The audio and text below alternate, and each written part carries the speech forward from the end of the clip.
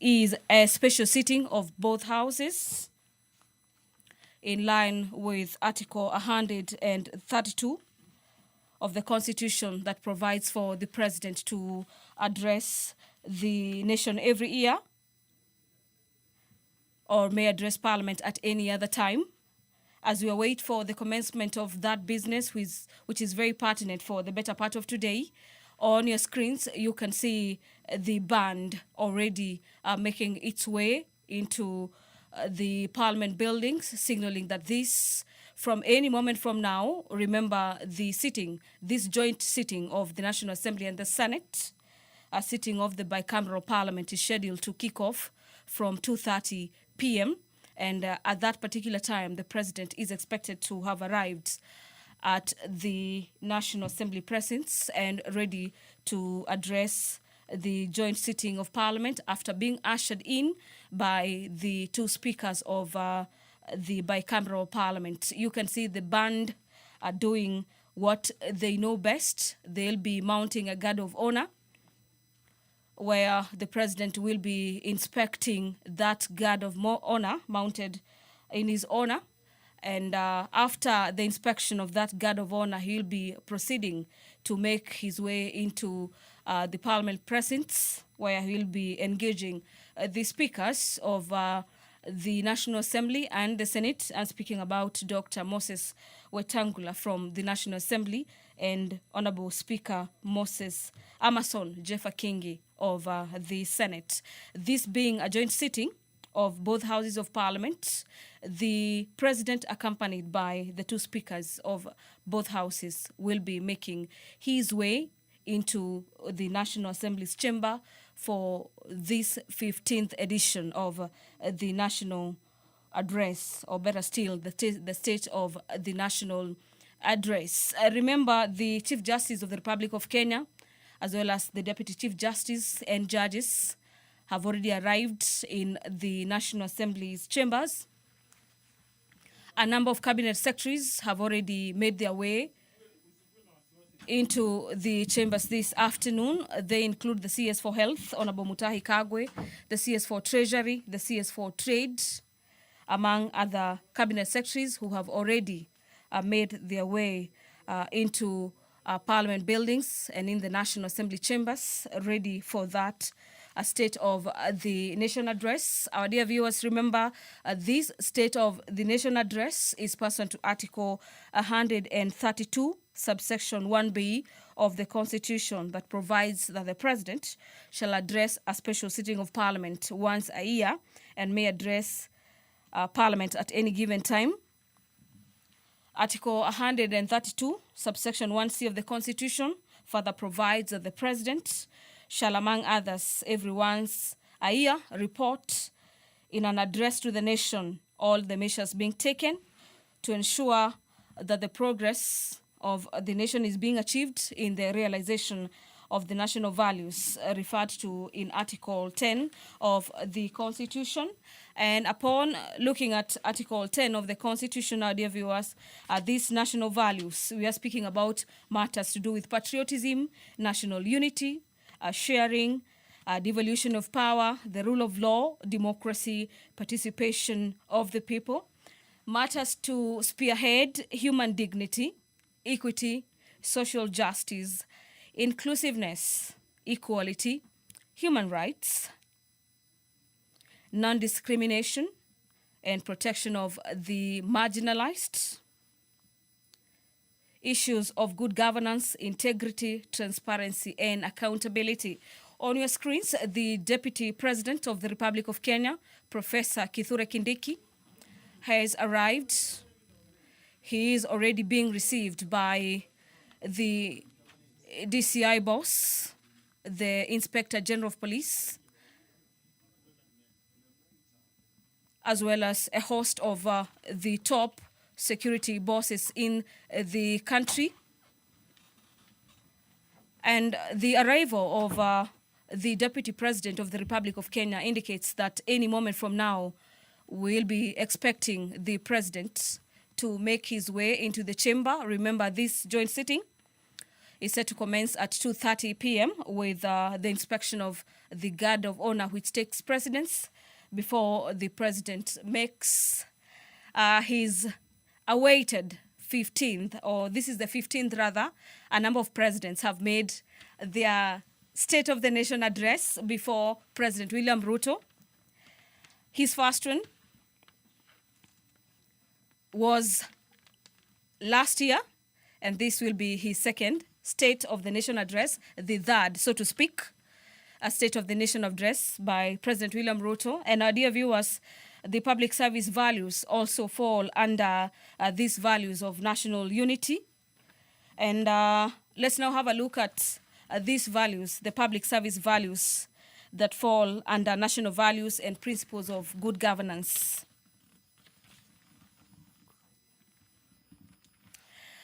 They include the high standards of professional ethics, efficient and effective economic use of resources, responsible, prompt, effective and impartial, and as well as equitable and provision of services, the involvement of the people in the process of the policy making and accountability of administrative acts. The band right outside the Senate chambers is ready for this day. President William Ruto is on your screens. You can see him. He is already around Parliament. Any moment from now, he'll be making his way into Parliament of Kenya and specifically to the National Assembly's chamber, ready to deliver his State of the Nation address. Remember, this is the third one, and that is pursuant to the provisions of the Constitution, where the President will be giving that State of the Nation address, as well as tabling a number of reports for debate by both houses of Parliament, that is the National Assembly and the Senate. And this submission of the report is made in fulfilling the national and international obligations of the Republic. The President is also expected to table a report on matters security of the country and also tell the nation through Parliament some of the agendas that the country has made steps on. These are achievements and gains for the past 1 year, as well as highlighting some of the expectations Kenyans are set to expect in the coming year. I am not alone at the Parliamentary Broadcasting Units. My name is Gladys Mungai, and kindly allow me to hand you over to my colleague, Edward Kabasa, to take it over from here. Welcome, Edward Kabasa. Thank you, Gladys Mungai. The President is about to inspect the Guard of Honor mounted along Parliament Road this afternoon. It is an important day in the Parliament's calendar, where the President is addressing a joint sitting of Parliament, the National Assembly and the Senate. The members have already walked into the chambers and taken their rightful seats, awaiting the President to walk in and deliver the much-awaited address. This is in keeping with the provisions of the Constitution and the standing orders of the National Assembly and the Senate as well. This important occasion has been witnessed since Kenya attained its independence. There on your screen is the First Lady of the Republic of Kenya, Rachel Ruto, who is walking into the Parliament buildings to join up with other dignitaries who have also made their way to Parliament. This afternoon, there are a number of foreign missions which are represented in this program. And earlier we did see the Deputy President of the Republic of Kenya, Professor Kithure Kindiki, also made his way into the Parliament buildings. The President, after inspecting the Guard of Honor, he will be ushered into the buildings by the speakers of Parliament. There on your screen, the Speaker of the National Assembly, Moses Masika Wetangula, will be the first one to greet the President, and then followed by the Speaker of the Senate, Amason Jefferson Kingi, and then the dignitaries who have lined up along the entrance of Parliament. They are using the usual entrance, that is the Senate entrance into the Parliament of Kenya. And the president, after saying hello to the senators, on your screen there is Senator Ledama of Narok County, and there is Senator Stewart Madzayo as well. They are waiting for the president to get into the gate there. He has now left the Parliament Road, and he has walked into the gates of Parliament, and any moment now he will appear in your screens, and that will kickstart the process that Kenyans are awaiting this afternoon.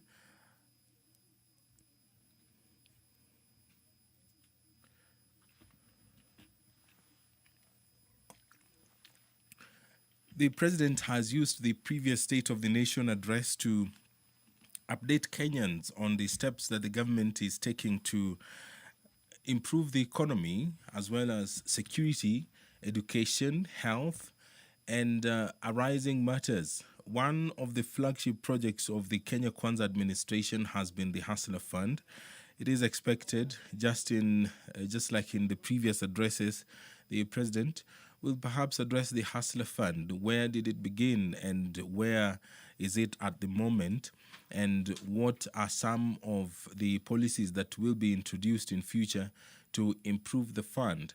He has been passionate about the Hustler Fund, saying that it has uplifted the lives of Kenyans. And recently, the government launched the Nyota program, and perhaps this might form also part of the address that the president will be issuing this afternoon. There is a lot to talk about, considering the fact that Kenya is also at the forefront in fighting for a cleaner and greener planet, and that might also feature in the president's speech this afternoon. He has there on your screen is saying hello to the Deputy Speaker of the National Assembly. There is the leader of the majority party in the National Assembly, followed by the leader of the majority party in the Senate, followed by the leader of the minority party in the Senate and in the National Assembly, the Senator for Narok County, Senator Ledama Olekina, there on your screen saying hello to the president.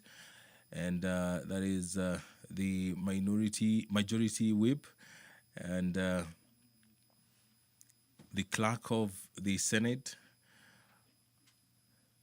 followed by the clerk of the National Assembly, and other senior officials in the Parliament of Kenya. And this is part of the pleasantries that are exchanged before the president is ushered into the Parliament buildings using the entrance to the Senate. And any moment now, the Houses of Parliament under one roof will convene for the special joint sitting of Parliament, which brings together senators and members of the National Assembly for the much-awaited State of the Nation address by the President, the head of state, William Samoei Ruto, this afternoon. It is his third State of the Nation address, and he will tell Kenyans where the country is at. The president is heading towards the Senate chambers. That route heads to the Senate chambers, and after that, we do expect the president to make his way to the National Assembly chambers.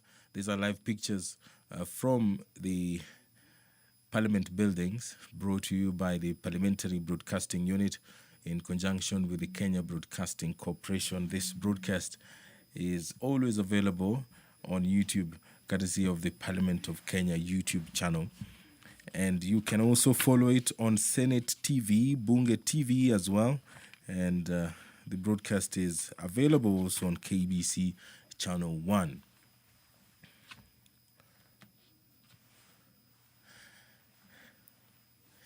That's the main corridor that is leading to the National Assembly chambers.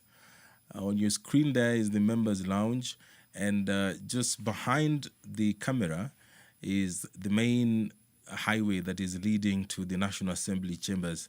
And thanks to the Parliamentary Broadcasting Unit, the pressings of Parliament really have been opened up to the public on numerous occasions. You get the opportunity to watch beyond what normally happens during the normal sittings on Tuesdays, Wednesdays, and Thursdays, and during special sittings. It is during such occasions that you get to interact with the images that often you don't get to watch on your TV.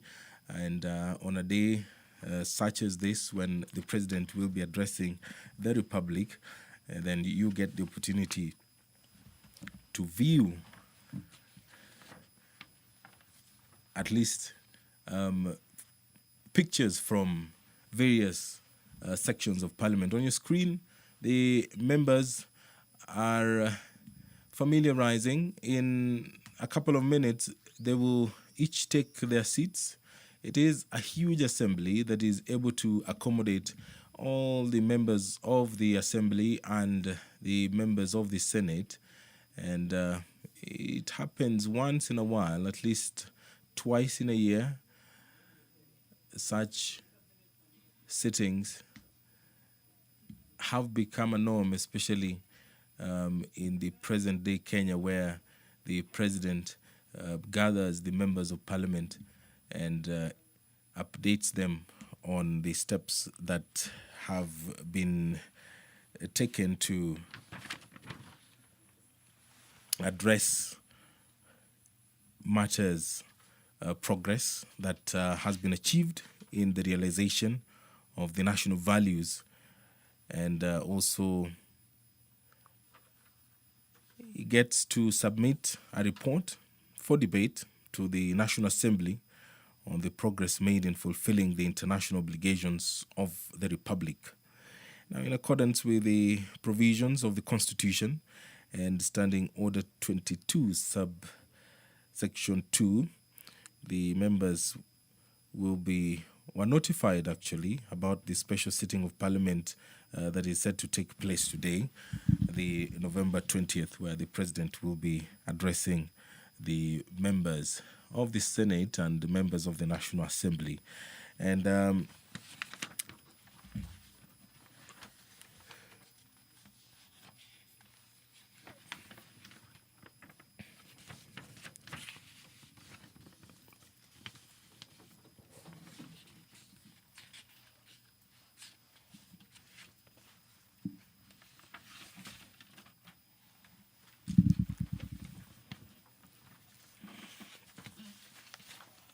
just a quick recap of the procedure that will be taking place this afternoon. The prayer will be said by the Speaker of the Senate and followed by convocation by the Speaker of the Senate and the Speaker of the National Assembly. And the Speaker of the National Assembly will invite His Excellency the President to make his address, and then the State of the Nation address will begin by the Excellency President William Ruto. And after, there will be an adjournment. The Speaker of the Senate will begin, and thereafter, the Speaker of the National Assembly will follow suit. The guests that have been invited for this important occasion are the former speakers, the Chief Justice as well, and judges have also been invited to come attend this State of the Nation address by the President. And the Governor of Nairobi County, where the Parliament of Kenya sits, has also been invited to come take part in this important occasion that we do expect to get underway in a matter of minutes. Just a reminder, the President has already arrived in Parliament, and any moment now he will be walking into the chambers, and that will signal the beginning of this important part of the Parliament calendar, where the head of state will be addressing Kenyans this afternoon.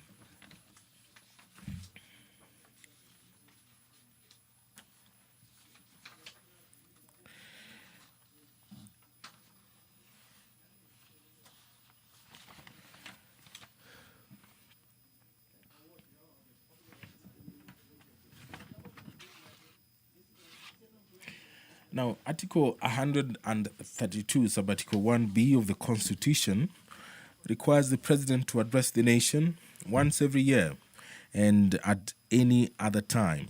Further, Article 132, Sub-Article 1C of the Constitution requires the President to, once every year, report in an address to the nation on the measures taken and progress achieved in the realization of Kenya's national values. Additionally, Article 132, Sub-Article 1C, Part 3 of the Constitution provides that the President shall submit a report for debate to the National Assembly on the progress made in fulfilling the international obligations of the Republic. In this regard, the President did convey a message to Parliament, and he conveyed his desire to address a joint sitting of the Houses of Parliament today, 20th of November 2025. And this sitting will begin shortly. On your screen, the Sergeant at Arms. This is the Senate side of Parliament. And the President is being briefed by the leadership of the Senate. And after that, he will make his way to the Parliament, the National Assembly chambers. He will be walking alongside the two speakers of Parliament. And the President will perhaps address the Social Health Authority and chief as well, the progress of onboarding Kenyans into this new health insurance regime. He is also expected to address the country on affordable housing. Where is the country as far as the building or the construction of affordable houses is concerned? The education sector will also form part of the address this afternoon, as well as the state of infrastructure, agriculture as well, and issues to do with security. Are Kenyan borders safe? The President will be appraising Kenyans on those issues as well this afternoon. There are the leadership of both the National Assembly and the Senate. There is on your screen a signal that the President perhaps is on his way to the National Assembly chambers. The Deputy President, Professor Kithure Kindiki, has he has left the Senate chambers and is now being directed to the Speaker's Gallery, where he will be taking his seat. The leadership, both the minority and the majority, are walking into the chambers of the National Assembly that is now within your view, and we do expect that any moment now. And there on your screen are the maces, the National Assembly mace on your right and the Senate mace on your left. They will be leading the way, followed by the speakers and the President.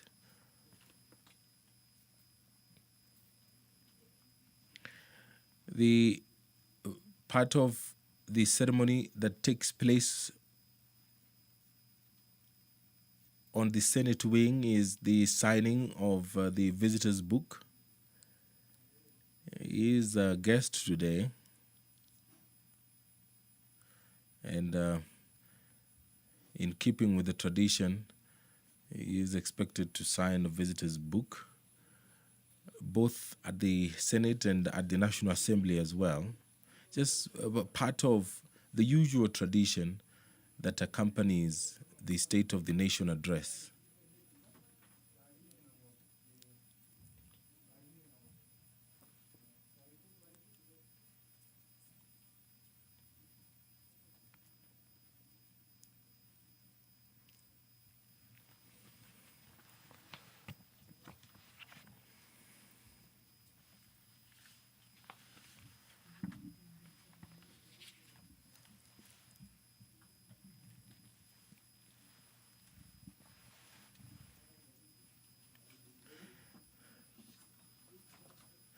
In keeping with the campaign promise, the head of state has used the State of the Nation address to update Kenyans on the Kenya Kwanza flagship projects.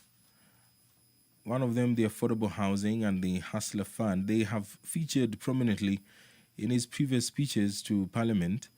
And today, the president will perhaps update Kenyans on how many houses have been constructed and what is the status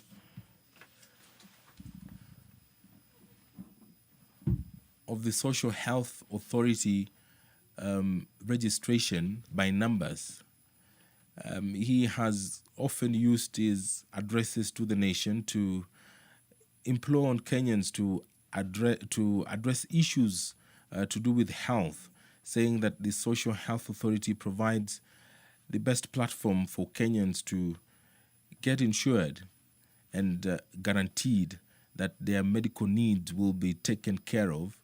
And such occasions are used by the president to further drive the message home that the new medical insurance regime is best suited for the country, that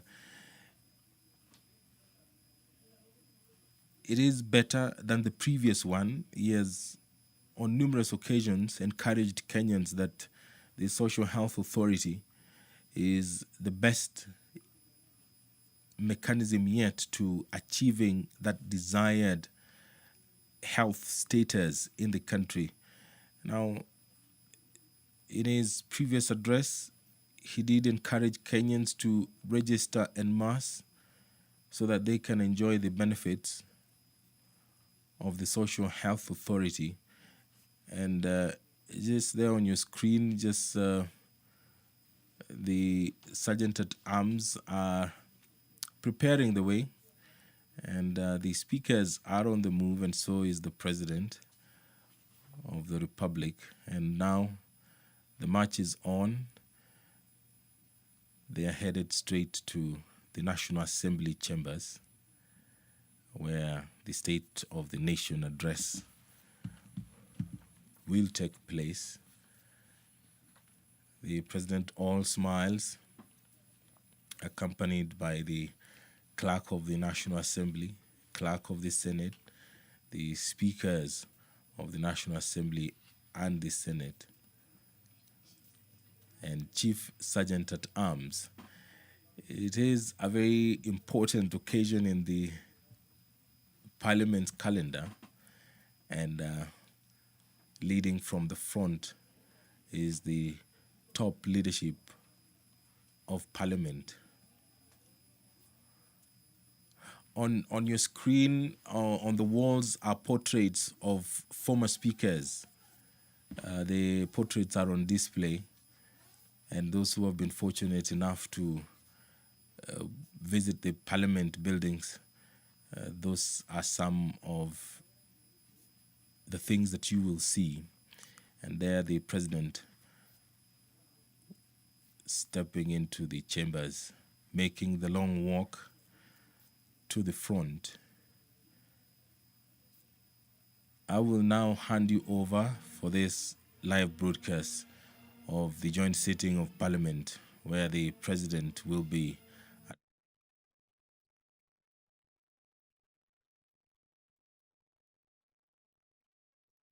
with the Kenya Broadcasting Corporation. My name is Edward Kabasa. On behalf of my colleague Gladys Mungai, enjoy your viewing.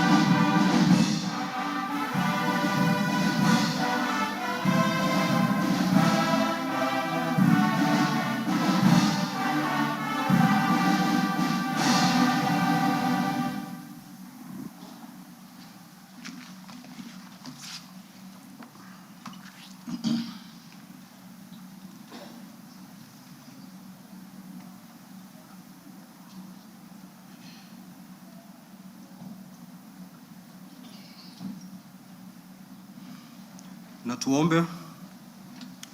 Ewe Mwenyezi Mungu, twakusihi ututazame kwa neema nyingi na baraka, sisi watumishi wako ambao umeridhika kutuita kwa nyadhifa za uongozi katika jamhuri hii yetu. Twakuomba utuajalie tuyatende na kufikia mambo yote atakayofikishwa mbele yetu kwa njia ya haki na uaminifu, ili kustawisha amani, ufanisi na heri ya nchi yetu na wale ambao haja zao umezikabidhi mikononi mwetu. Amen. You may be seated.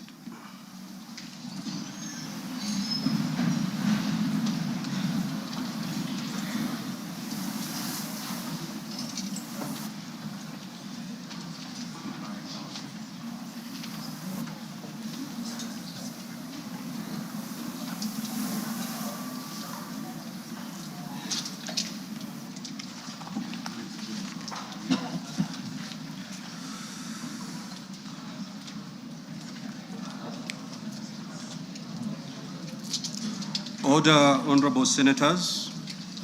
Your Excellency, the Honorable Dr. William Samoei Ruto, CJH, President of the Republic of Kenya and Commander-in-Chief of the Defense Forces, the Right Honorable Dr. Moses Wetangula, EGH, MP, Speaker of the National Assembly, Honorable Members of Parliament, Article 132(1)(b) of the Constitution provides that the President shall address a special sitting of Parliament once every year and may address Parliament at any other time.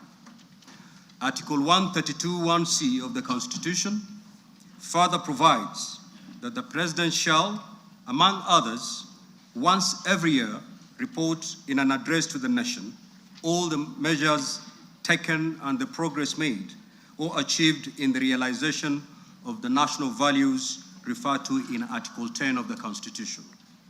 In addition, Article 247 of the Constitution requires the President, in his capacity as the chairperson of the National Security Council, to report to Parliament annually on the state of the security of the country. In this regard, the Chief of Staff and Head of Public Service, via the letter reference EOP/1 CAB.26/4A volume 7/1 dated the 3rd of September 2025, informed the speakers of the Houses of Parliament of the intention of His Excellency the President to address Parliament. Consequently, and upon consultation, the address to Parliament by His Excellency the President was scheduled for today, Thursday 20th November 2025. Pursuant to Standing Order 25(2) of the Senate Standing Orders, I notify honorable senators of the place, date, and time of today's special sitting via Gazette Notice number 16/518, which was published in a special issue of the Kenya Gazette on Wednesday 12th of November 2025. Further, together with the Right Honorable Speaker of the National Assembly, we notified all members of Parliament and the general public of today's special sitting via notices placed in the Daily Nation and the Standard newspapers of Wednesday, 12th November 2025. Accordingly, honorable members, this special sitting is properly convened. I thank you.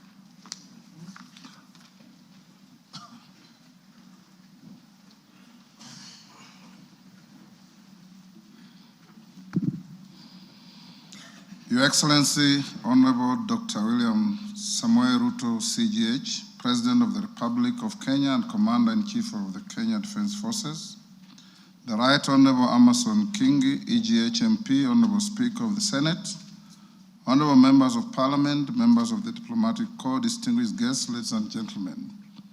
Article 1321(b) of the Constitution requires the President to address the nation once every year and at any other time.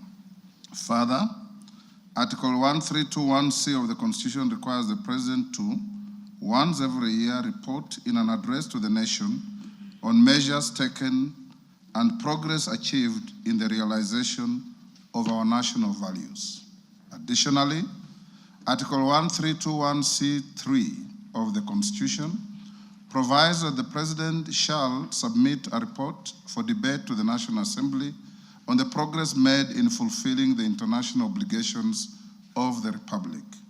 In this regard, honorable members, by way of a message to the House, His Excellency the President conveyed his desire to address a special sitting of the Houses of Parliament today, 20th November 2025.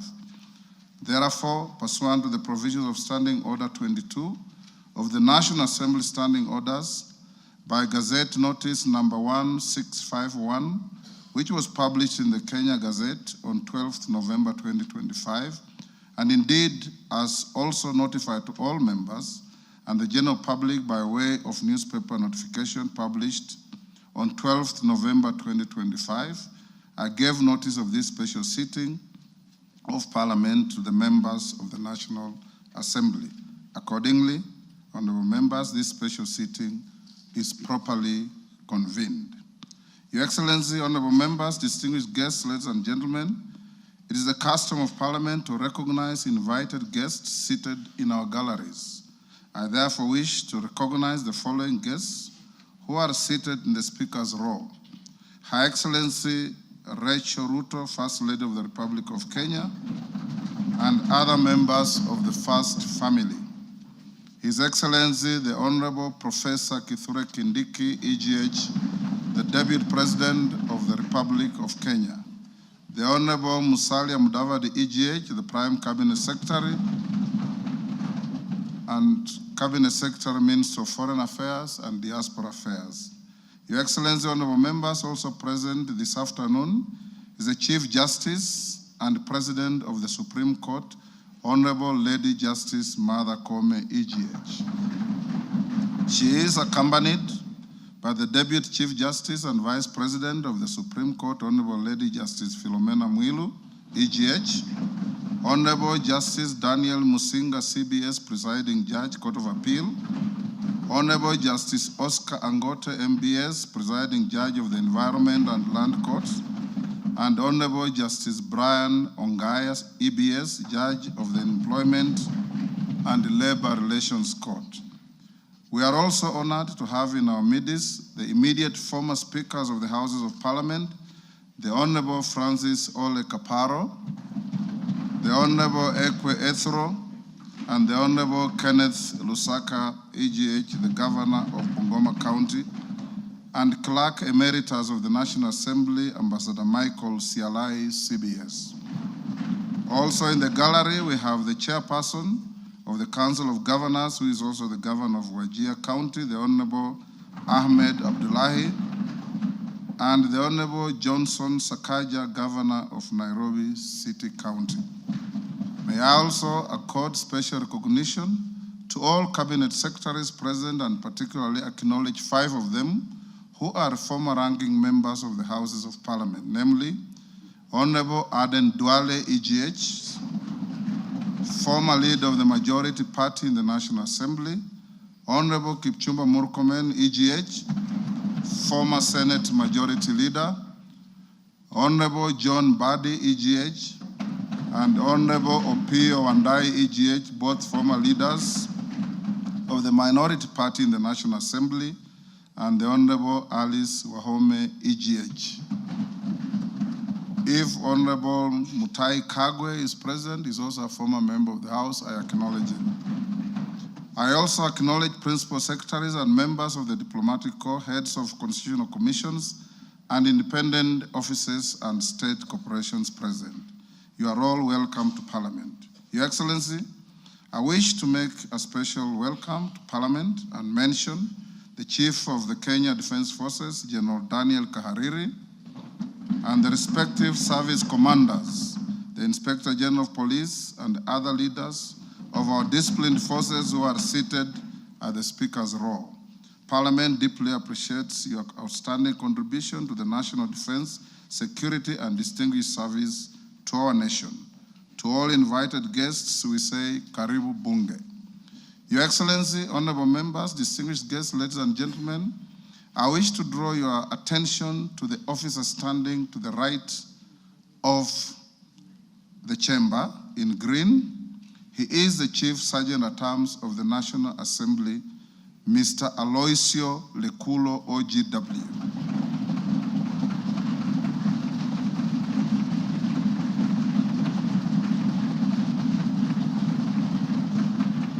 Your Excellency, this special mention of this gallant son of Kenya is for the reason that he comes from the smallest community in our nation, the El Molo community, a community which, according to our last census, numbers just about 500. He has risen through the ranks as a high school teacher, as a DO, and competitively employed in Parliament in the year 2006 in the Sergeant's office, rising to become the Chief Sergeant at Arms. Today is his last day on duty, having served diligently in public service.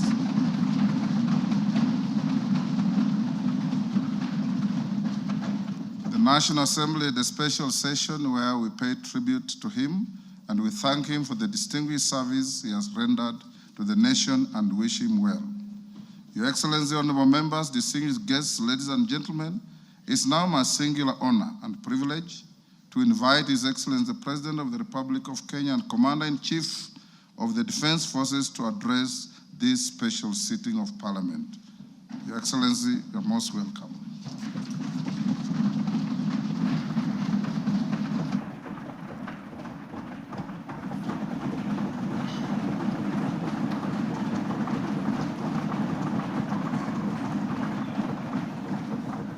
Thank you very much.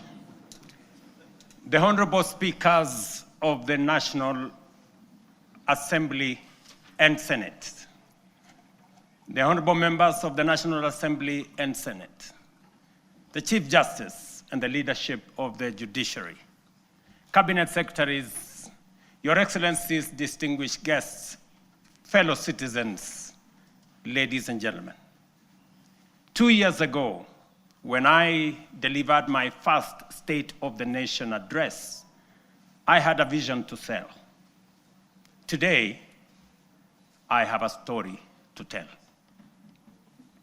A story written not in the quiet offices or the comfort of boardrooms, but out in the blazing sun of our farms, in the dust of construction sites where our affordable homes now rise, and in the grit of our community health workers, doctors, medical professionals who refuse to surrender in the quest for universal health coverage.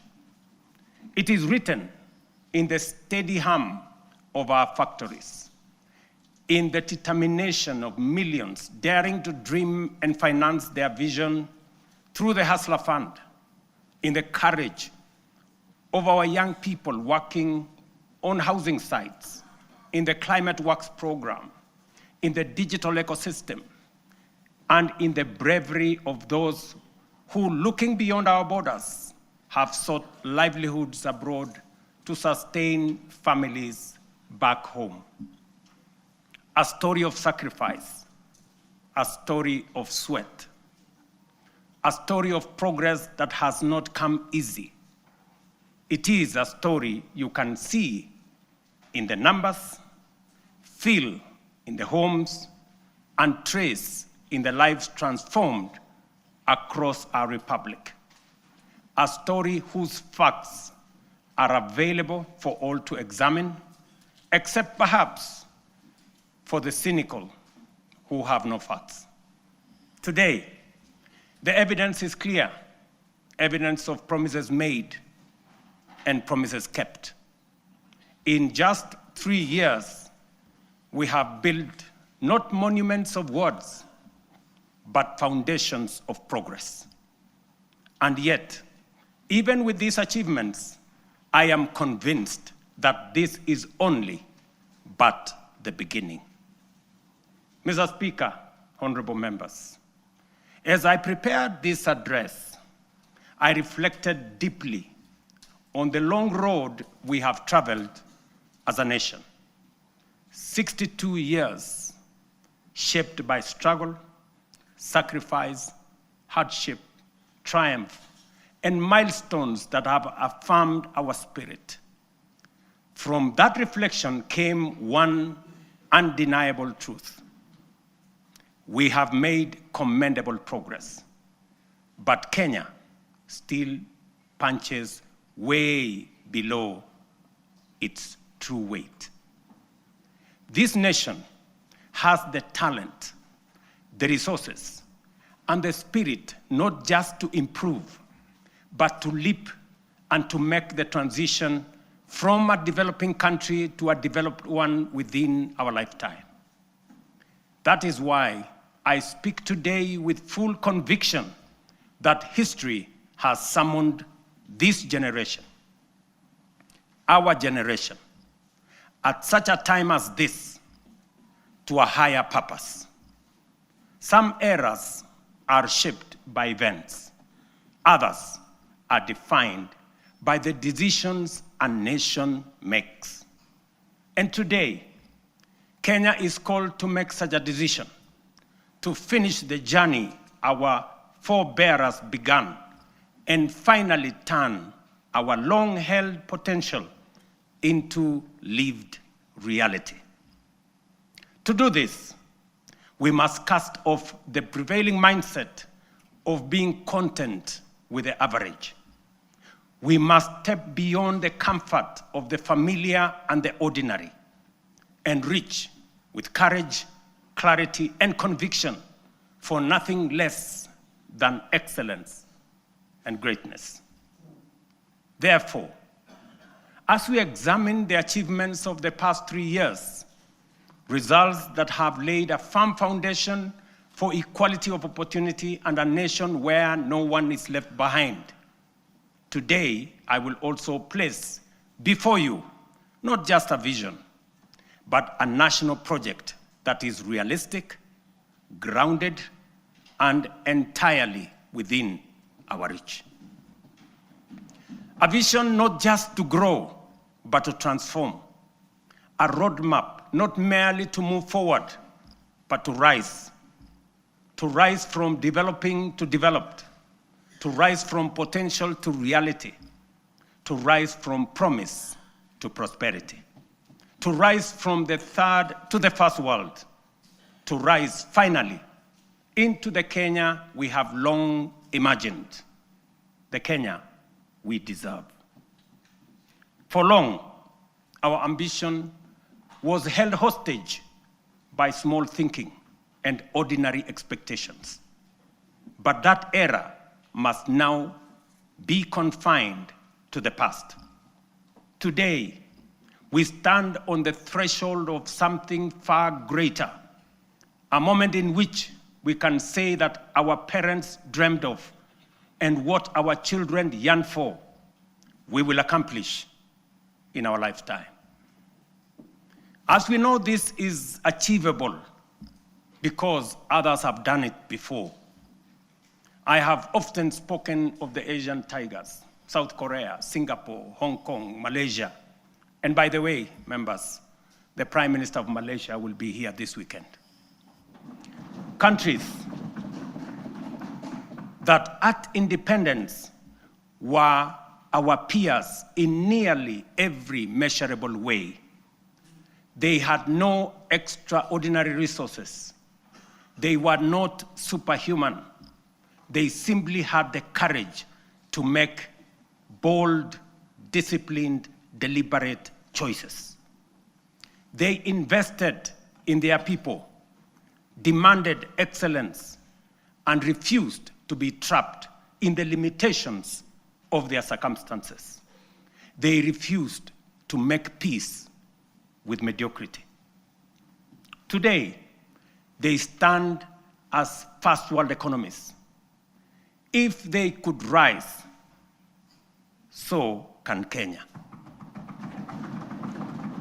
It can be done. Let me repeat. It can be done.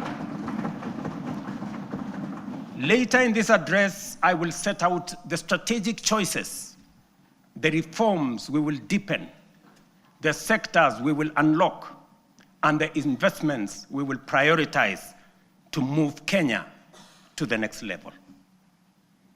I say all this not as a personal badge of honor, but as a recognition of what we have achieved together, the Kenyan people, the leadership in all arms of government, and across all political formations.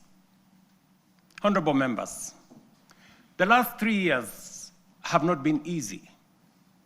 We have agreed, sometimes disagreed, and at times those disagreements have carried great cost. We have compromised, we have confronted hard truths, and we have endured storms none of us invited. But we all take comfort that it has not been for nothing, for this is how far we have come. At a time like this, in 2022, Kenya was in distress. Inflation had soared almost to double digits. A fuel shortage threatened to paralyze our economy as oil marketers struggled to access dollars.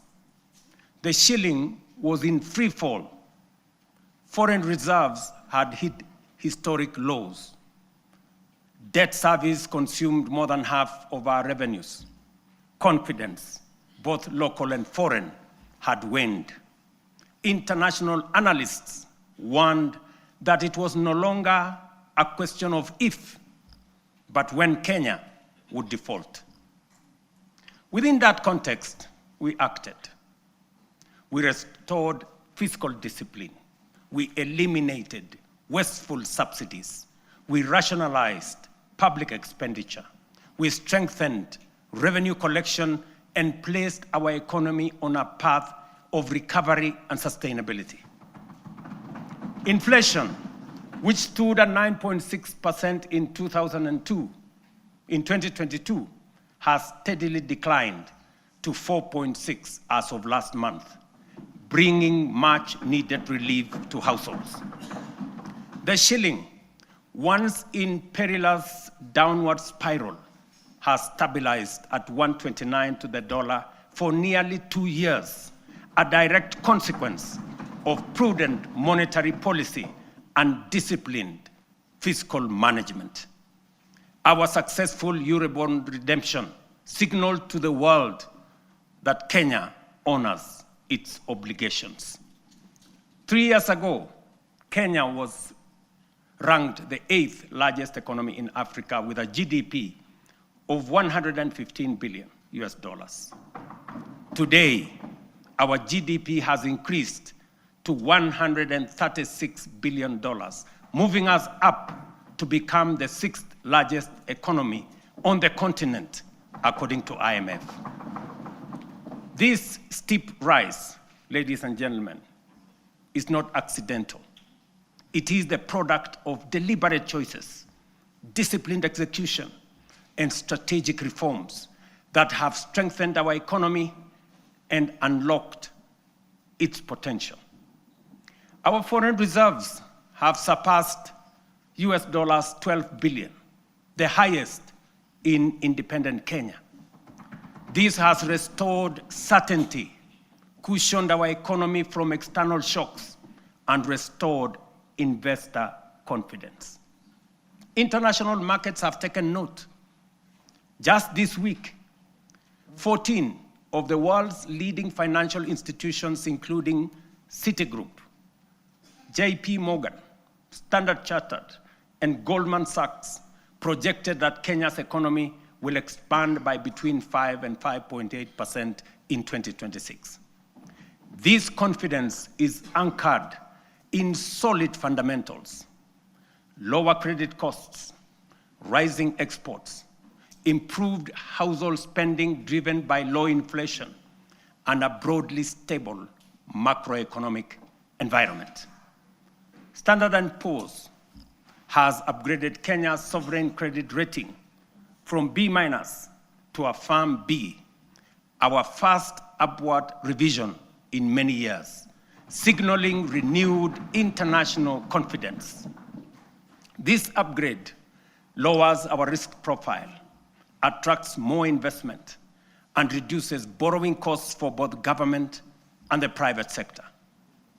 Fellow citizens, our foreign direct investment has more than tripled from US dollars 463, or about 60 billion shillings in 2021, to US dollars 1.5 billion, almost 195 billion Kenya shillings in 2024. In the last 36 months, over 300 new businesses, including 500 foreign companies, have registered and set up shop in Kenya, reflecting renewed confidence and improved ease of doing business. The Nairobi Securities Exchange has recorded a powerful resurgence, now recognized as one of the best performing emerging markets globally. Since January 2025, investor wealth has grown by over 1 trillion shillings, driven by a broad share price rally that has reestablished the Nairobi Securities Exchange as a premier asset class. The NSE is on track for its strongest performance in over a decade, building on last year's remarkable gains. This renewed vibrancy is a clear vote of confidence in Kenya's direction and in the reforms we have undertaken. In short, Mr. Speaker, honorable members, the world's most respected economic assessors and market sentiment are affirming that what we already know, that our economy is strengthening, our prospects are brightening, and confidence in Kenya is rising. Our critics, the high priests of eternal pessimism, who criticize without responsibility and tear down without offering alternatives, will want you to believe that our economy is going in the wrong direction. But while everyone may speak their mind, and that is the beauty of our democracy, no one is entitled to manufacture self-serving falsehoods and traffic them as facts. And facts are exactly what I present here today: clear, verifiable, and indisputable. Mr. Speaker, one of the greatest contributors to the high cost of living is the cost of food. Kenyans in 2022 marched with empty sufurias, a stark symbol of frustration and unbearable cost of basic commodities. From the very outset, we made an intentional and strategic decision to subsidize production and not consumption. We understood that lasting relief would not come from temporary subsidies and price controls, but from strengthening the foundations of agricultural production. We also recognized that agriculture is not merely another sector of our economy. It is the lifeline of our nation. If we were to secure households, stabilize prices, create jobs, expand industry, and spur exports, agriculture had to be the fulcrum of our transformational agenda. To organize the sector and improve service delivery, we launched an integrated digital platform to register farmers. In 2022, fewer than 300,000 farmers were on record. Today, over 7.1 million farmers are registered on the Kenya Integrated Agricultural Management Information System, giving us visibility to design scientific targeted interventions and eliminate extortionists, getaway brokers, and drive out cartels and middlemen. This has enabled us to implement the fertilizer subsidy program at scale. To date, over 21 million bags of affordable fertilizer have been distributed, reducing the price by nearly 2/3 and saving farmers Kenya shillings 105 billion so far. This year alone, we delivered 7 million bags of fertilizer and 35 million kilos of certified seed. And next year in 2026, we plan to distribute 12.5 million bags across all the 1,450 wards, ensuring every farmer has access to affordable inputs. The impact has been phenomenal. Productivity in all our agricultural sectors has gone up. National maize harvests have risen from 44 million bags in 2022 to 67 million bags in 2024, setting the stage for a historic harvest this year of 70 million bags. The results are visible in markets and homes.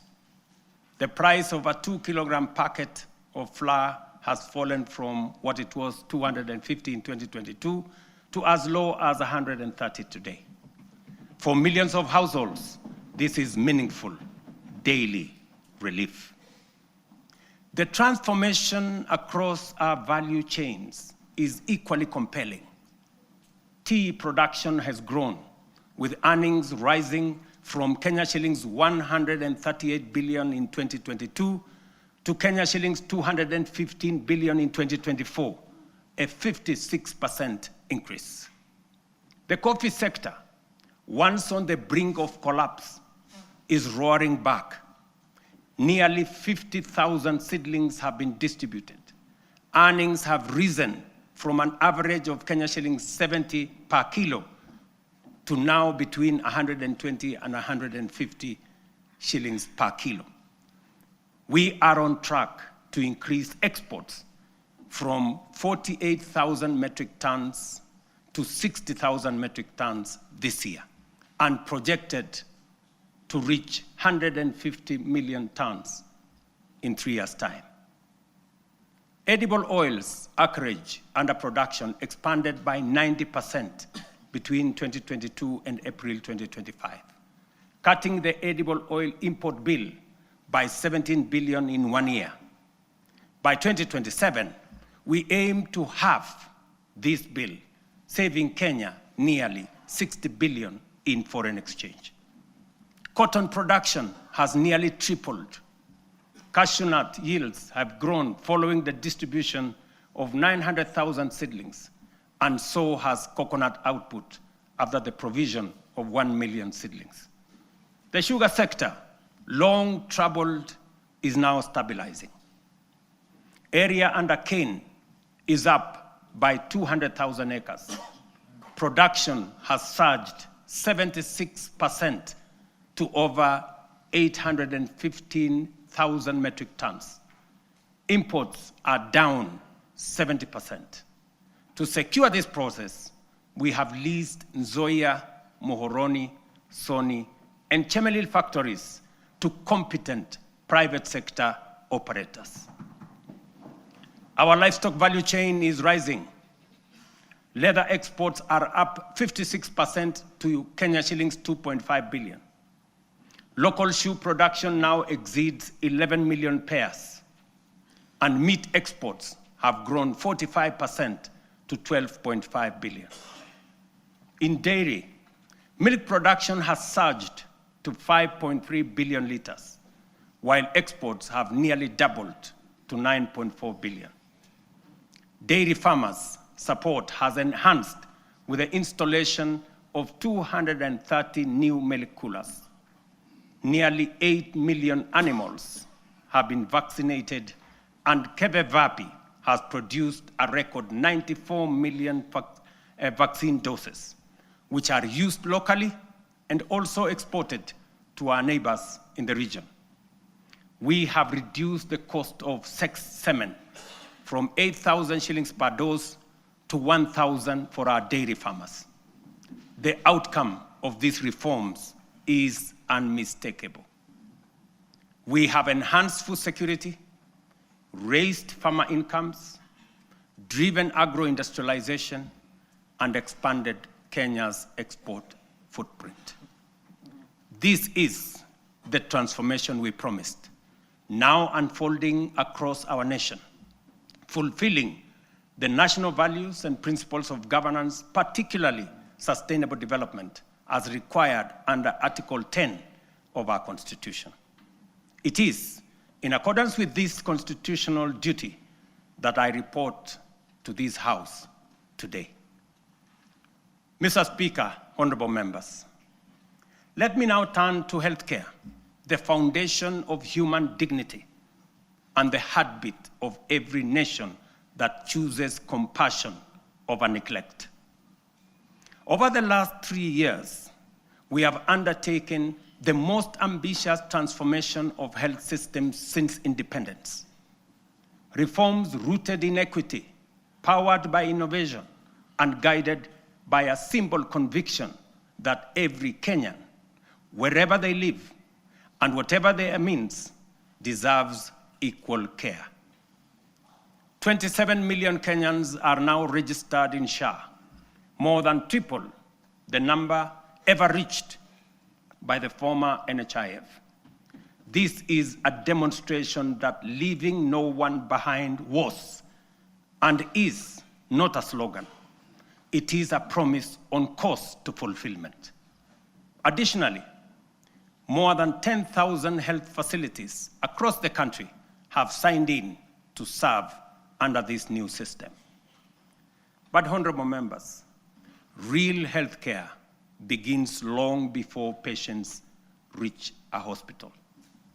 That is why in September 2023, we deployed 107,000 community health promoters, the largest primary health workforce in our history, trained, equipped, and present in every ward in all our 47 counties.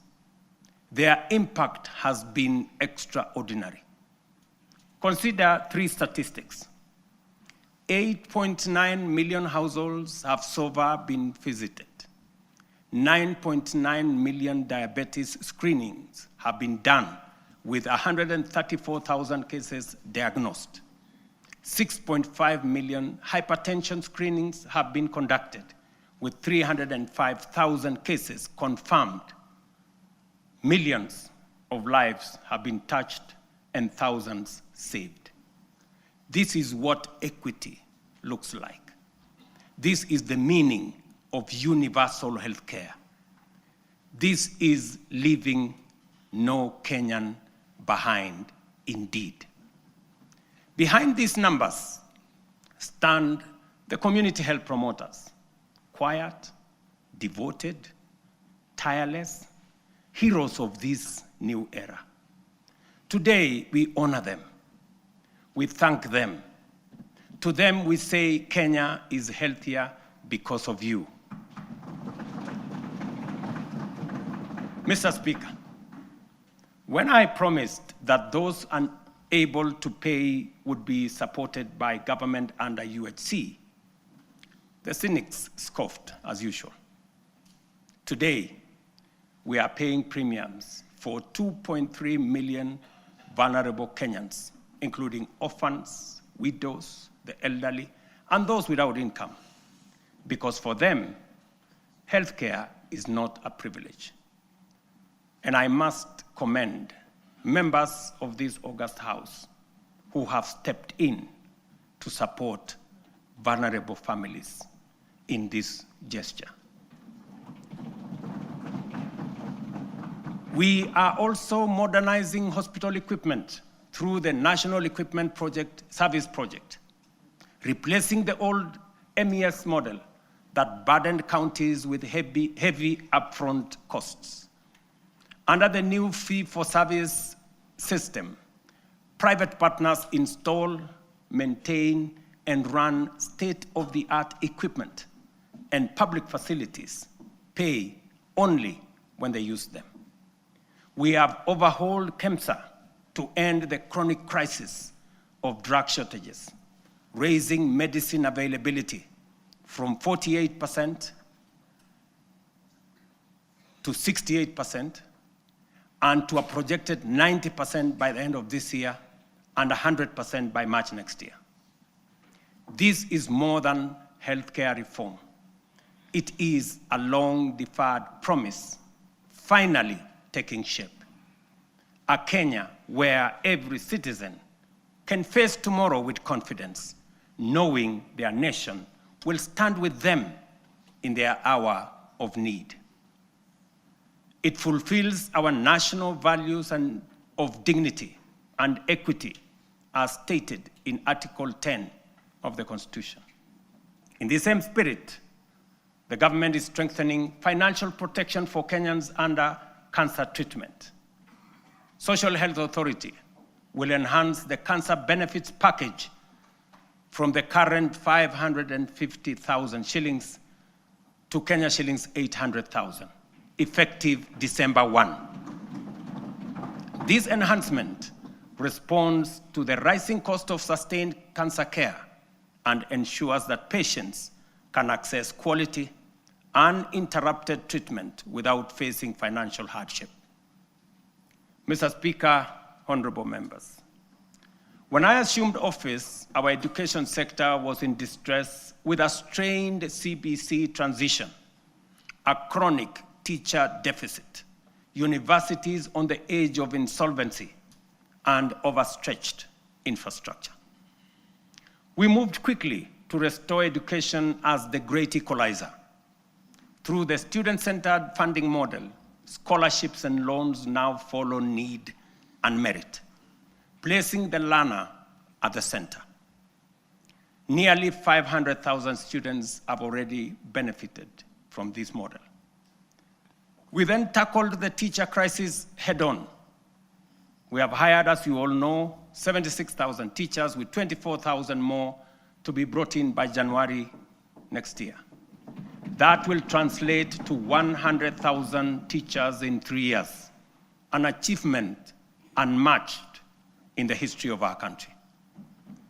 Together with the national government CDF, we have delivered 23,000 new classrooms and 1,600 laboratories are under construction, easing congestion and giving CBC the dignified facilities it requires.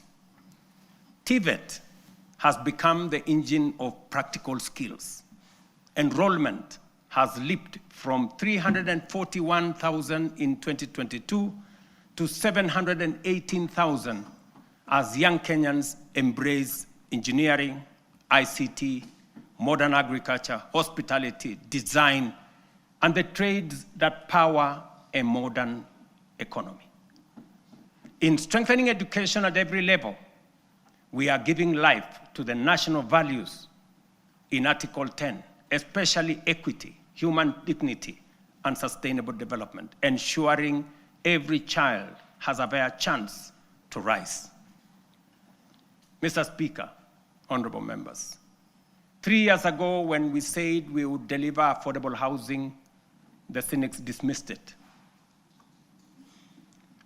They said it was fantasy. When they realized we were serious, they called it impossible. And when we broke ground across the country, they suggested that these projects would stall. Today, those doubts have given way to a very different question from Kenyans everywhere. How do I own one of these units? That is now the question. Across the country, we are delivering the most extensive housing rollout in Kenya's history. 230,000 affordable homes. And we meet student needs.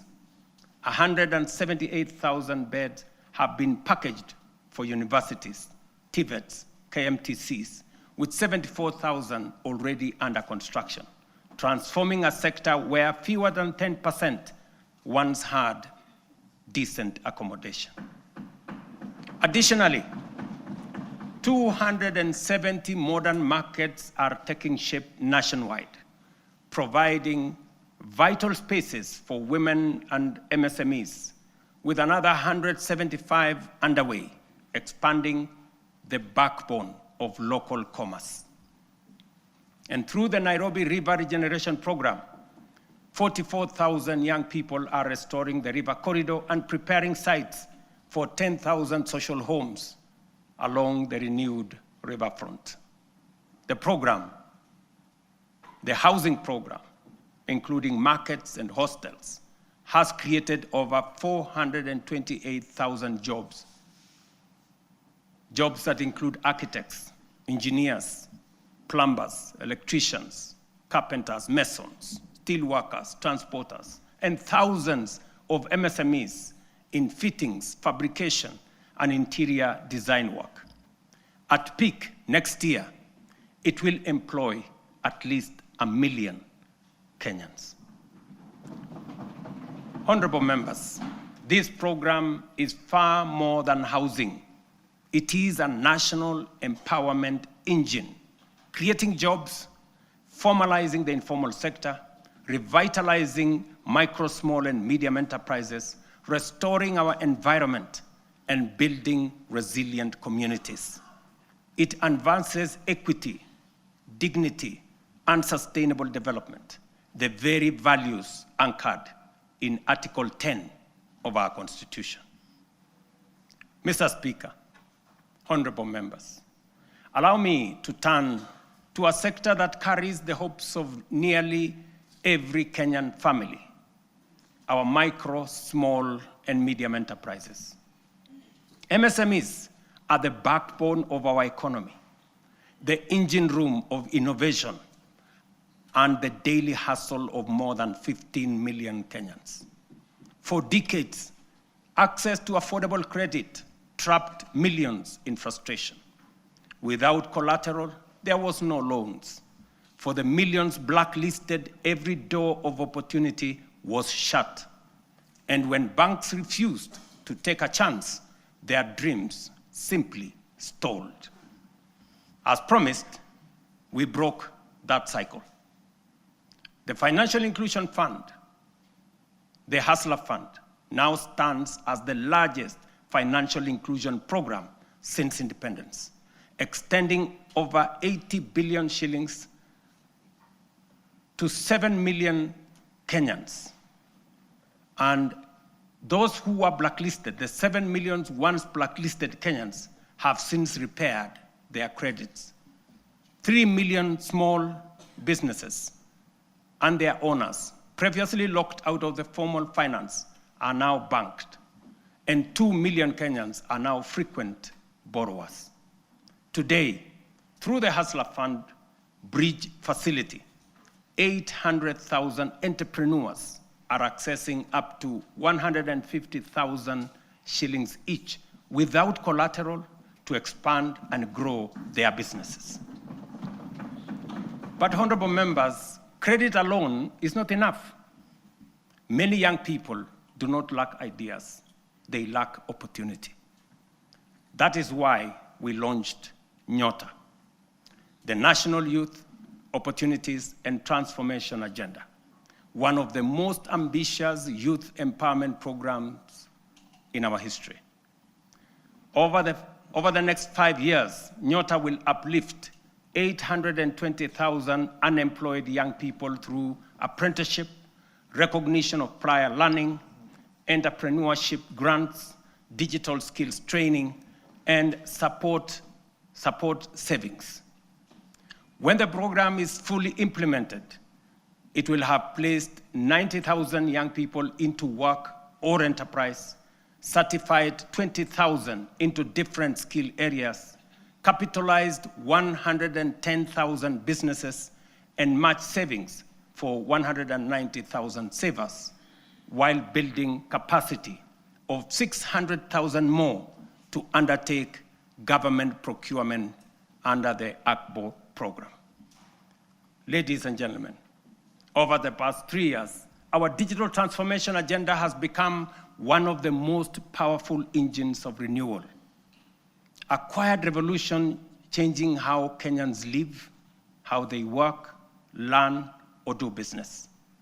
We have expanded the fiber optic by 24,000 kilometers and moved from 0 public Wi-Fi hotspots in 2022 to nearly 1,500 today, connecting communities once left behind. We have set up 300 digital innovation hubs with 400 in the pipeline, gateways where ideas grow and enterprises begin. At the heart of this shift is digital government. From less than 400 services on eCitizen to 22,500, we have delivered one of the fastest digital migration in the world. Access is easier, efficiency higher, leakages sealed, and corruption pushed out. And as our young people are driving it, nearly 2 million have been trained in digital skills, and 300,000 now earn a living online through Ajira, Jitume, and our expanding business process outsourcing sector. Mr. Speaker, having set out the work of the last 3 years, it would be easy, almost comfortable, to pause, congratulate ourselves, and settle into the warmth of modest progress. But comfort is how nations stall. It is how Kenya once slowed while the Asian tigers raced ahead. We cannot allow that. We will not allow that. And we must not allow it. Because this moment demands more of us. More courage, more ambition, and a refusal to settle for the ordinary. As I said earlier, we often speak of the Asian tigers with a reference that makes their rise seem like a miracle from a distant world. We marvel at how they journeyed from poverty to industrial powerhouses, from aid recipients to exporters of world-class goods. And we ask, what secret advantage did they have? History answers us plainly. They had none. Their rise was not magic. It was intentional and crafted through leadership, discipline, strategic investment, and uncompromising rejection of mediocrity. Their stories begin in ruins. The example of post-war Japan, with barely 2,000 kilometers of paved road, and South Korea, whose GDP per capita was nearly identical to Kenya's at independence. Today, Japan commands over 1.1 million kilometers of paved roads, while Kenya has 22,000, 62 years after independence. South Korea's GDP per capita now exceeds $36,000 compared to our own $2,200. These comparisons are not meant to indict us, but to demonstrate what becomes possible when a nation chooses ambition over resignation. From their journeys, clear lessons emerge. These nations set aside small dreams and integrated boldly with global markets. They built first world infrastructure in what was third world environments. They invested obsessively in their people, the engineers, scientists, innovators, and technicians who powered their ascent. They generated electricity from all sources available to power their enterprise, innovation that led to manufacturing, industrialization, and progress. They simplified investment through institutional reforms that allowed capital, technology, and talent to progress without friction. They prioritized production by planning their industries long before those industries emerged. Critically, They nurtured ecosystems of relentless innovation, giving rise to global giants like Samsung, Hyundai, Toyota, and Sony, companies that began modestly and grew to define modern history. The task before us, therefore, is unmistakably clear. If Kenya is to grow at scale, we must raise our ambition. It is for this reason, Mr. Speaker and honorable members, that under my leadership, we are raising the bar of national ambition. And that is why I am today submitting a roadmap to take Kenya to the next level. We are committing to undertake a minimum of 4 major national priorities whose rationale I shall explain. First, we must invest relentlessly in our people, in their education, skills development, scientific training, and innovation capacity. We have already set the foundation through the major reforms in the education sector. We have increased the education budget from 490 billion in 2021 to over 700 billion this year, which has facilitated better infrastructure in our education system, more teachers and trainers, and enhanced funding for our colleges and universities. I have reorganized government departments to establish a dedicated State Department for Science, Research, and Innovation to support the urgent need to scale up STEM courses in our education system, strengthen innovation, promote research, and create a pool of high-level professionals in engineering and science. This structure will also help actualize the 2% research fund needed to make this ambition a reality. We must fund startups and deliberately scale up and commercialize innovation to create new companies. We must actualize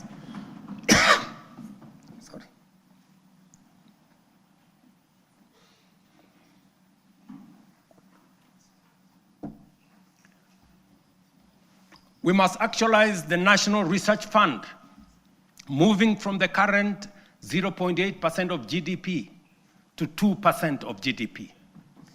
This leaves us with a shortfall today of 180 billion.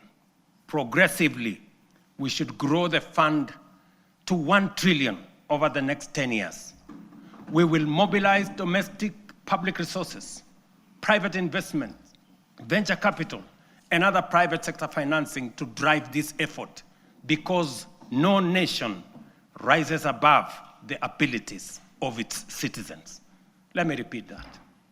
Gentlemen and ladies, no nation rises above the abilities of its citizens. And we must promote a culture of enterprise so that Kenyan companies can cross borders. The example of Safaricom's M-Pesa, growing from a local solution into a global financial platform, serving more than 70 million customers in 170 countries today. This demonstrates the possibilities we can unlock. Secondly, we must turn around our economy from a net importer to a net exporter of products, goods, and services. The most urgent being imports of food products that cost us 500 billion shillings every year. Just imagine. We are importing maize, wheat, rice, edible oil, to Kenya at a cost of 500 billion shillings every year. As I mentioned earlier, we have already made interventions to reduce imports of maize, sugar, edible oils, rice, wheat, but our efforts are undermined by the natural limits of rain-fed agriculture. We can no longer allow the clouds to determine whether our people eat or not. We are able to produce enough for domestic consumption and exports. Expanded modern irrigation is now necessity and the only path forward. We are endowed, ladies and gentlemen, honorable members, with arable land, yet we all know only 15% of Kenya can support rain-fed agriculture. And this limited area is what we have relied on to feed the entire nation. While 85% of Kenya does not receive sufficient rainfall, if we harvested and stored rainwater, we can bring vast arable lands in these arid and semi-arid regions into productive use. With the dams, we can transform our arid and semi-arid areas into hubs of agricultural production, even in the absence of rainfall. We must never give up on the potential of these regions simply because they receive little rain. And we must never confuse the lack of rain with the lack of water. This is why we must build at least 50 mega dams nationwide, alongside 200 additional medium and small dams and thousands of micro dams to collect and store water, not only to secure our food supply, but to bring at least 2.5 million additional acres under irrigation within the next 5 to 7 years. Therefore, the commitment to harvest and store water is not simply about food and water security. It is a strategic, nation-shaping investment, one that underpins our aspiration to be a net exporter of agricultural products, underpins economic independence, rural prosperity, and sustainable development. The Ministry of Water and Sanitation and Irrigation, alongside all relevant agencies, have already mapped out precise locations of these dams. These projects span the breadth of our republic. Sorry. From the High Grand Falls, a mega dam on River Dawa in Mandera, Isiolo, Pasalinga Dam, Yata in Machakos, Singli Canal in Garissa, Soin Koru in Kisumu, Rumuruti in Laikipia, Thochi in Embu and Tharaka, Lowat in Turkana, Mahoya Dam, straddling Nyeri and Kirinyaga, Narosra in Narok, Aror in Elgeyo Marakwet. Others include Ndarugu in Kiambu, Kokwanyo in Homa Bay, Rare in Kilifi, Tongaren in Bungoma, and many more strategic sites nationwide.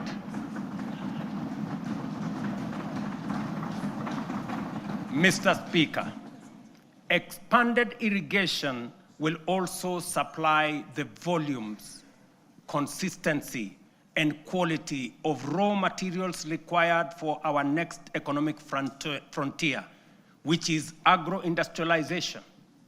Irrigation will produce the raw materials, and our SEZs, EPZs, and county aggregation and industrial parks will convert them into high-value products for national, regional, and global markets.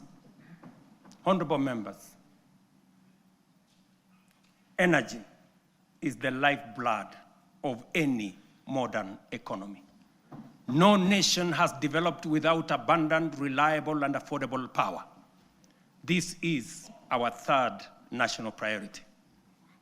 Although we have an installed capacity of 3,300 megawatts, the intermittence of solar and wind means our farm capacity is only 2,300 megawatts, far below what the Kenya of the present, let alone tomorrow, will require. To drive domestic electrification, industrial manufacturing, e-mobility, green industrialization, digital expansion, and a technology-enabled future, we must dramatically expand power generation. Kenya is blessed with diverse, largely underexploited renewable sources, including geothermal, solar, hydro, wind, and nuclear. To undertake large-scale value addition, agro-processing, manufacturing and industrialization, sufficient, affordable, and reliable energy is a top imperative. Modern technologies, such as data centers and artificial intelligence, require large-scale energy supply. To modernize our economy, leverage on technology to create new opportunities, and to turn our agriculture and natural resources into products, manufacturing and industrialization consume many megawatts of energy. As a result, we have to generate an additional 10,000 megawatts in the next 7 years, so as to move our country to the next level and undertake the transition necessary for our growth. Our fourth national priority is transport and logistics. As the region's economic and diplomatic hub, home to the United Nations' largest office and only office in the Global South, and the sixth largest economy in Africa, Kenya must maintain world-class seaports, airports, highways, and digital corridors. Efficient transport and logistics are the backbone of our competitiveness. They accelerate national development, connect products to markets, move goods and services, lower the cost of doing business, and will reinforce Kenya as the aviation and commercial capital of East and Central Africa. History teaches us that nations rise on the strength of transport and logistics. Japan's post-war revival, enabled by strategic road expansion, is a clear example. From only 2,000 kilometers of road, they constructed over 1 million kilometers of paved road in 7 decades. We in Kenya, you know, we have only constructed 22,000 kilometers over a relatively similar period. To scale up, ladies and gentlemen, honorable members, our transport and logistics program, the Ministry of Roads and Transport have already mapped out a comprehensive network of 2,500 kilometers of highway for dualing and 28,000 kilometers of road to be tarmacked over the next 10 years. We will onboard private-public partnership in the modernization of Jomo Kenyatta International Airport, Mombasa and Lamu Airport, and sort out the challenges facing Kenya Airways by next year. This work is already in progress. Next week, I will launch the dualing of the 170-kilometer Rironi-Naivasha-Nakuru-Mau Summit Road.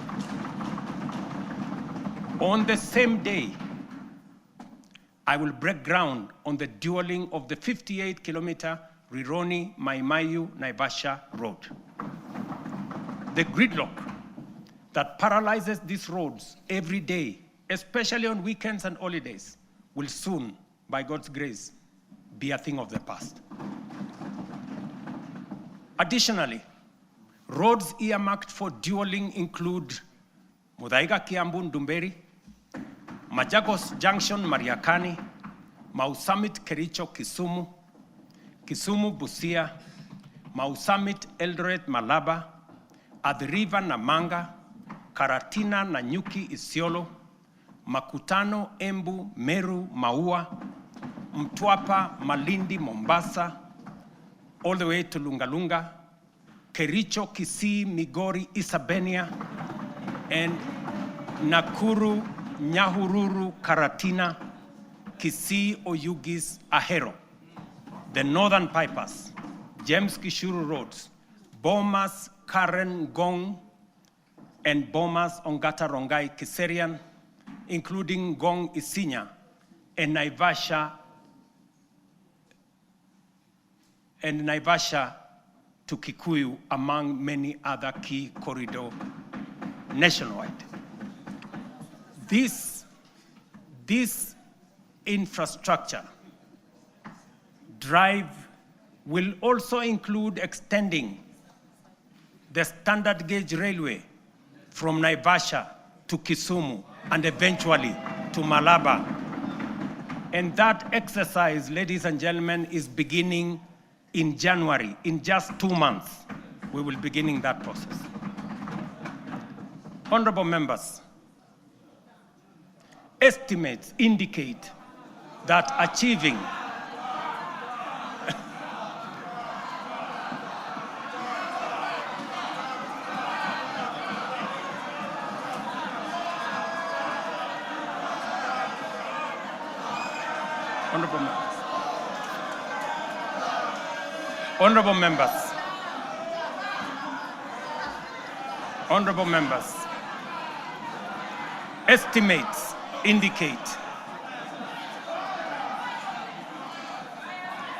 Honorable members,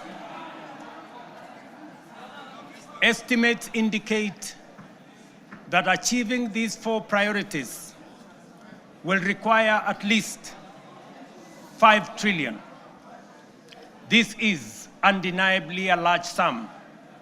Some may see it as unrealistic, even audacious, for a country like ours. But allow me to recall President John F. Kennedy's words in 1962 as he rallied America to reach the moon. And this is what he said, and I quote, "We choose to go to the moon in this decade and do the other things, not because they are easy, but because they are hard. Because that challenge is one we are willing to accept, one we are unwilling to postpone."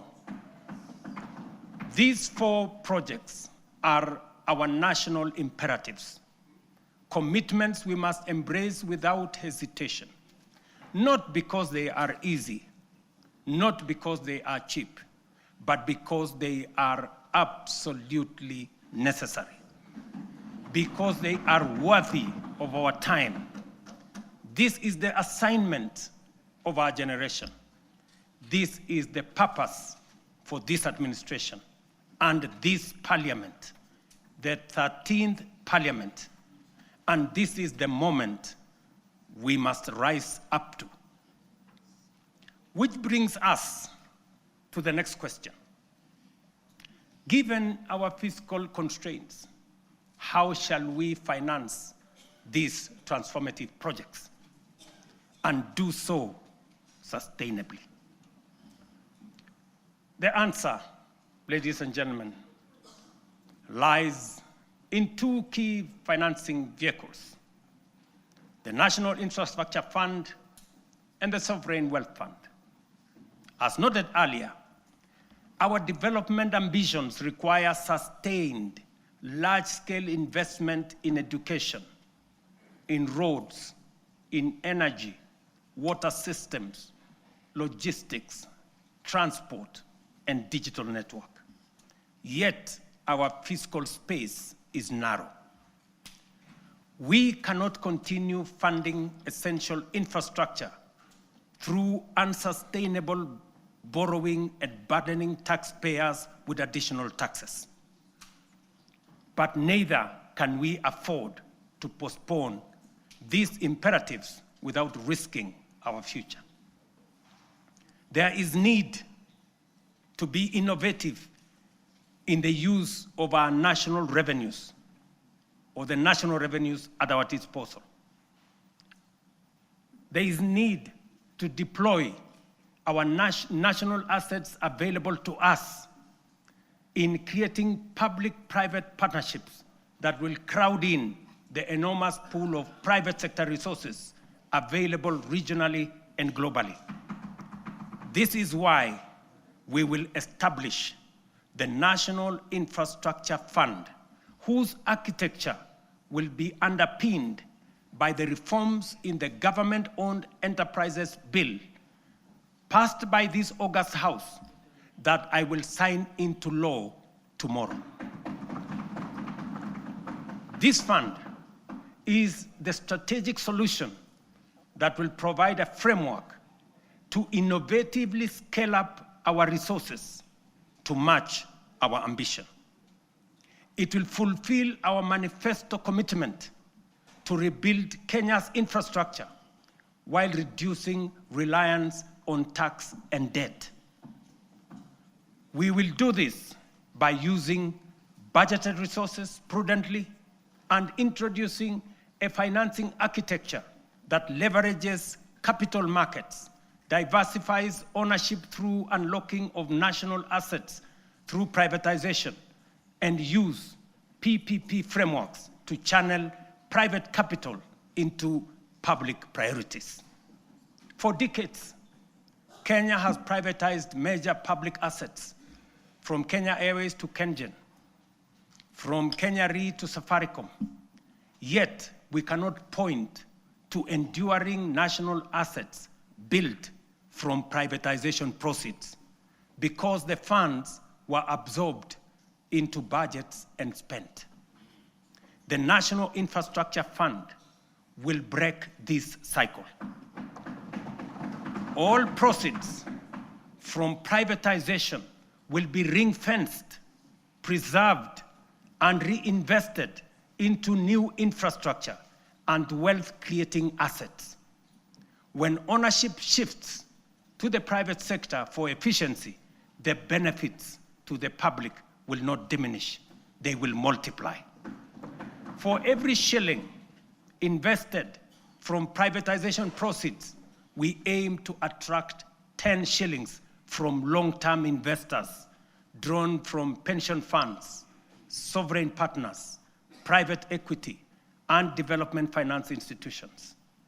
This multiplier will allow us to build critical infrastructure without adding to tax or debt burden. This model is proven. Australia's Future Fund, Singapore's Temasek, and UAE's Mubadala demonstrate that commercially run public investment funds can grow national wealth and deliver transformative infrastructure. The National Infrastructure Fund is therefore more than a financing tool.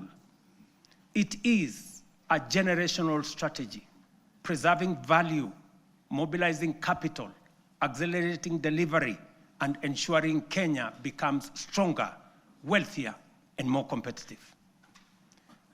Ladies and gentlemen, honorable members, our Constitution under Article 201C stipulates that the burdens and benefits of the use of resources and public borrowing shall be shared equitably between present and future generations. In essence, when we use natural resources or borrow, we must ensure future generations are not left poorer. That is why, alongside the National Infrastructure Fund, we will establish the Sovereign Wealth Fund to give full effect to the constitutional principle of intergenerational equity. A portion of all royalties from natural resources and a portion of proceeds from privatization of national assets will be invested in the fund. This fund will rest on 3 pillars. Number 1, savings, to be invested for the future, as countries like Norway, Kuwait, Saudi Arabia have done with trillion-dollar funds. Number 2, stabilization, a buffer against global shocks, including commodity volatilities, pandemics, and geopolitical disruptions to ensure fiscal stability. And number 3, infrastructure. A carefully managed share will be invested in commercial terms to attract private capital to national projects while growing public wealth. History has already warned us. Along our coast region, titanium deposits have been exploited and depleted. And because we lacked a sovereign wealth framework, future generations will inherit nothing from the resources that we got from titanium.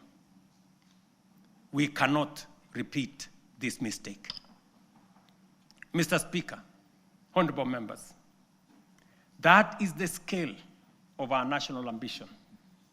This is the blueprint for financing it prudently and responsibly. To shape this vision, I have engaged sincerely with leaders across the political spectrum. I've engaged many members of parliament, many governors, community leaders, and with Kenyans from all walks of life. I discussed this vision with the late Right Honorable Raila Amolo Odinga in the presence of Professor Anyang' Nyong'o, who reminded me that no nation has industrialized without roads, energy, and food security. I have engaged former President Uhuru Kenyatta, who emphasized the necessity of scaling up infrastructure investments. Honorable members, allow me to express profound gratitude to the 13th Parliament for your outstanding contribution, your foresight, your consistency, focus, and commitment on what is good for Kenya. The progress made in the last 3 years would not have been possible without your legislative agility, principled oversight, and commitment to national interest.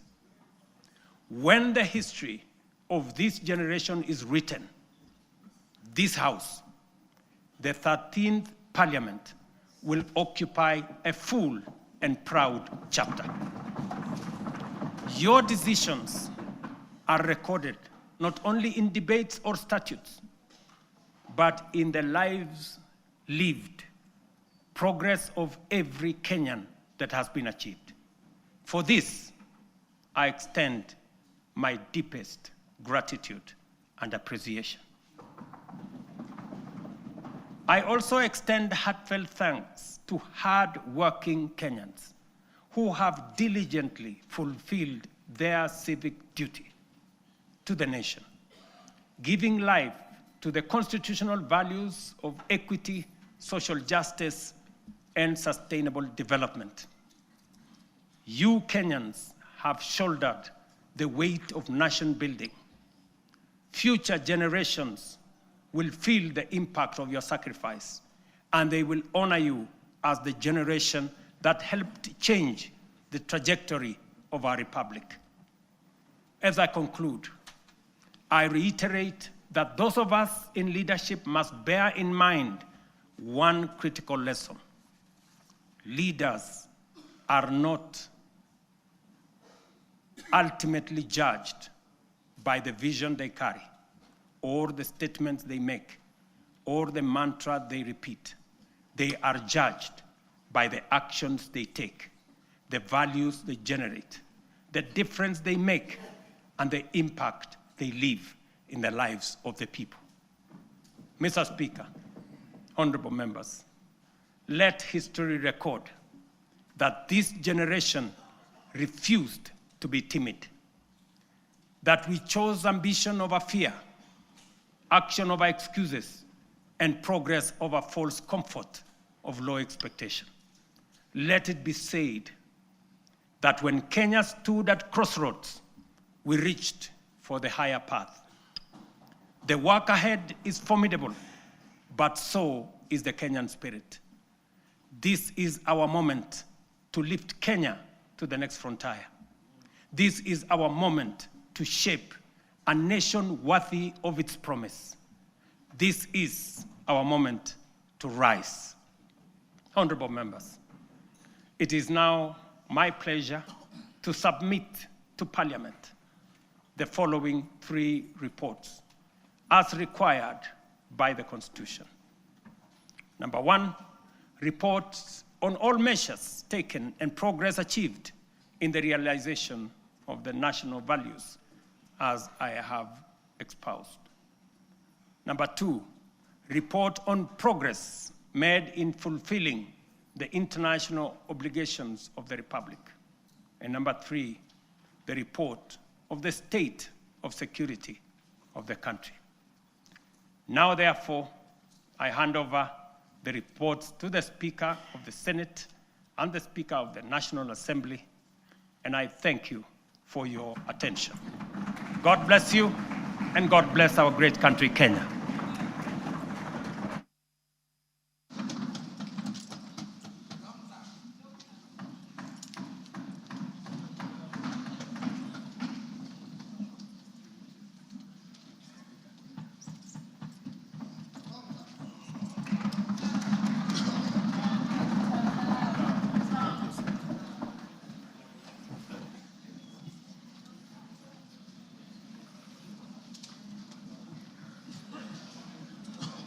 Honorable members, let us be upstanding.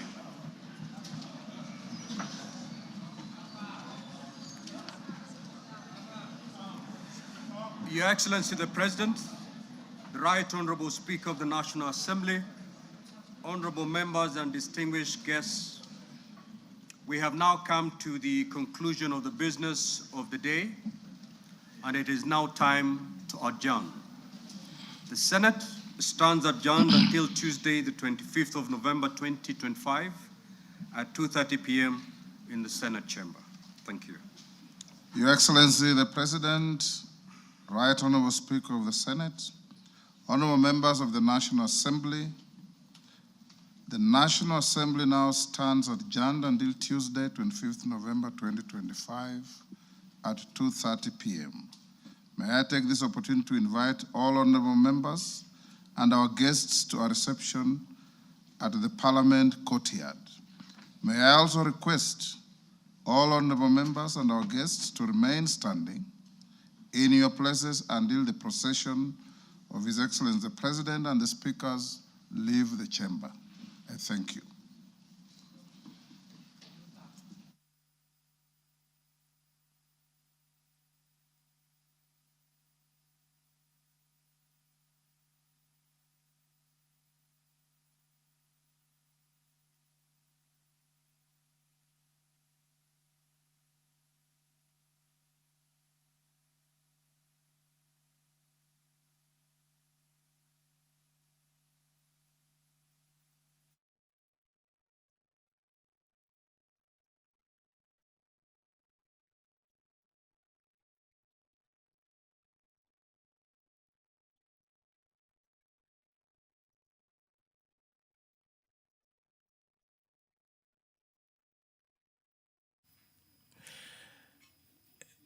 The President has wound up his address to the nation. He was addressing a joint sitting of Parliament, and he's currently walking out of the National Assembly chambers led by the maces of both houses and accompanied by the speakers of the National Assembly and the Senate. The President has delivered the report on all measures taken and progress achieved in the realization of national values, and also the report on progress made in fulfilling the international obligations of the Republic, and the report on the state of security. The State of the Nation address is in keeping with the provisions of the Constitution and the standing orders of both the National Assembly and the Senate. This broadcast is brought to you by the Parliamentary Broadcasting Unit in conjunction with the Kenya Broadcasting Corporation. And on behalf of the team here, my name is Edward Kabasa. I hope you enjoyed your viewing